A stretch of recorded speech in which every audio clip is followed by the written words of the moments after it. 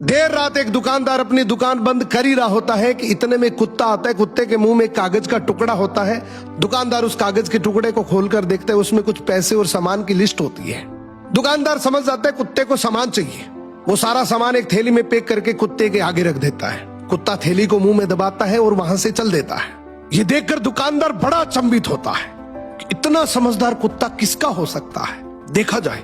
दुकानदार भी कुत्ते के पीछे पीछे चल देता है। आगे जाकर देखता है तो दुकानदार और हैरान हो जाता है जब वो देखता है कि कुत्ता एक बस स्टैंड पर खड़ा है।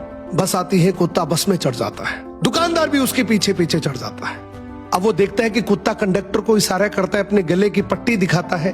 पट्टी में भी एक कागज का टुकड़ा होता है, उसमें पैसे और कुत्ते के स्टॉप का एड्रेस होता है। अब जैसे ही स्टॉप आता है, कुत्ता उतर जाता है। दुकानदार भी उसे स्टॉप पर उतर जाता है और इसकी एक्साइटमेंट और बढ़ जाती है कि आखिर इस कुत्ते का मालिक कौन होगा।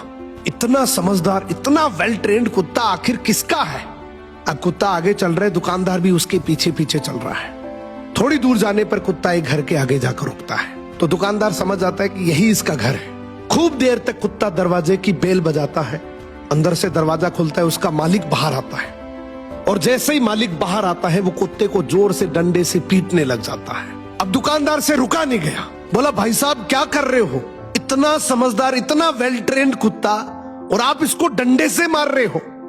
तो वो मालिक बड़े गुस्से में बोला, काहे का समझदार, बाहर गया था तो चाबी नहीं लेकर जा सकता था, घंटी बजा बजाकर मेरी नींद खराब कर दी। इस कहानी का मोरल यह है कि दुनिया की अपेक्षाओं पे खरा उतरने की कोशिश कभी मत करना, क्योंकि दुनिया को आपकी अपेक्षाओं का कोई अंत नहीं है।